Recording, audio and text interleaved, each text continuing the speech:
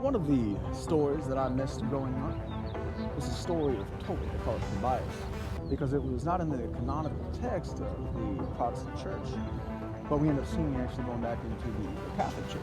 Now, it's a story of the Archangel Raphael, but the idea is what we end up seeing is that it's actually theophany. It doesn't necessarily mention God. What it does is it mentions God's intervention within life, how God works through a theophany to show forth the goodness. But the way that God's goodness is shown forth is actually, it starts out with calamity. The man who is very similar to what we end up seeing for Job, who is this perfect character. He has everything in life. Everything's going extraordinarily well for him. And then out of nowhere, he has this sudden blindness. There was almost as though he was just having a normal day in the park, and this bird ends up blinding him. And woe is me, he says.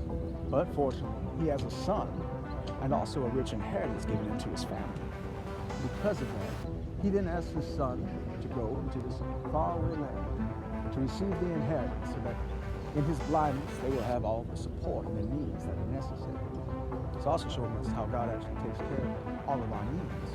But what he does in the story is he actually ends up sending the Archangel Raphael, who comes as this theophany, God in human form, but disguised. He puts on a filter.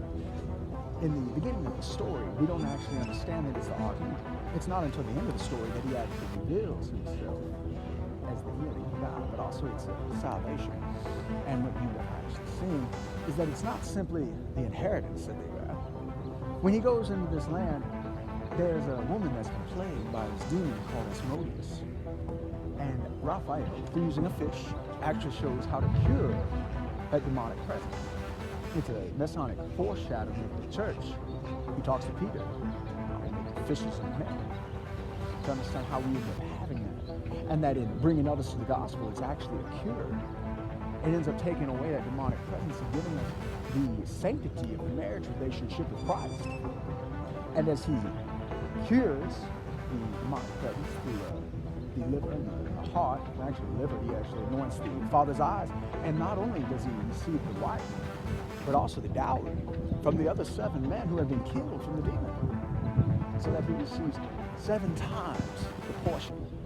He receives the love of the marriage relationship, the healing of God, restores the sight to his father, receives his eternal inheritance, and then the Archangel reveals himself as Raphael, messenger of God, the healer of God. And you end up seeing a Masonic foreshadowing of the blessings that we receive with Christ. That relationship, the inheritance, the abundance, the healing. My prayer for you today is that you receive a portion of that. You know what? My prayer for you is that you receive 7 portions. That you receive abundantly. And that God heals you of all sin.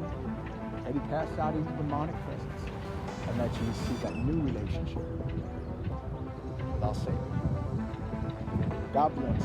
God bless a man. Never receive that. Understand in the same way that you love a lover, that you have a child, that you love a father, that's the relationship with Christ. I want you to receive it. Proclaim Jesus as Lord. Have that daily affirmation and receive the goodness and the healing. God bless, and I'll see you.